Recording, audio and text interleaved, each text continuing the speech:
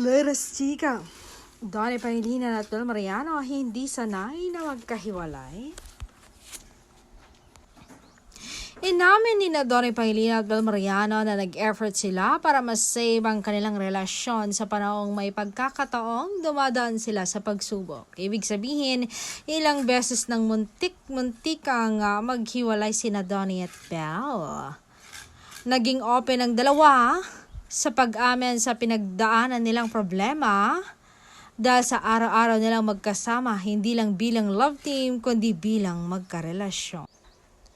Yes, may nangyari na talaga kasi isang relationship, hindi yan smooth parate. Wala namang perfect relationship, hindi ba? May mga taon na panahon na medyo okay o maano. Pero how did we save it? Kasi gusto namin and choice parate ng dalawa kung itutuloy pa ba o ilalaban pa ba. Yun ang pinili namin and I made the right choice. For me naman kasi sa isang relationship, kahit gaano kagusto nating ma-perfect, hindi siya mangyayari. Basta ang importante, may natututunan ka. Sabay tayong mag-grow and move and yun ang pinili namin ni Bel sa ad ni Donnie. At dagdag pa nga ni Donnie, siya raw ang laging bumabalik kay Bel Mariano. Sabi ko nga, lagi naman siyang desisyon. Maraming beses na tignan mo kung gusto mo pa ba, dahil kaya mo pa ba. Hindi naman ako love guru, pero personal eh.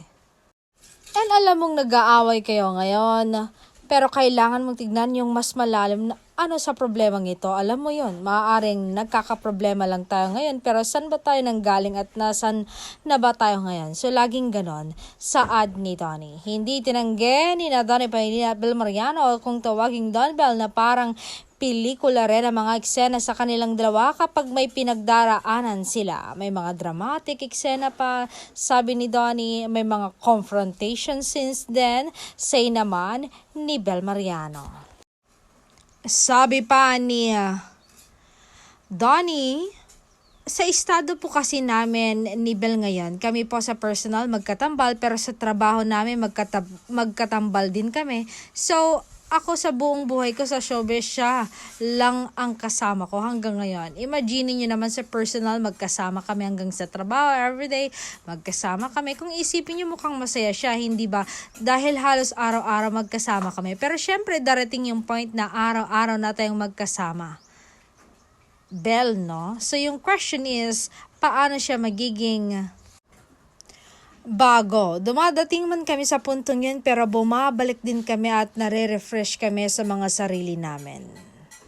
Alam mo yun, yung namimiss ko pa rin siya kahit araw-araw kaming magkasama. Totoo yun, hindi kami sanay na magkahiwalay.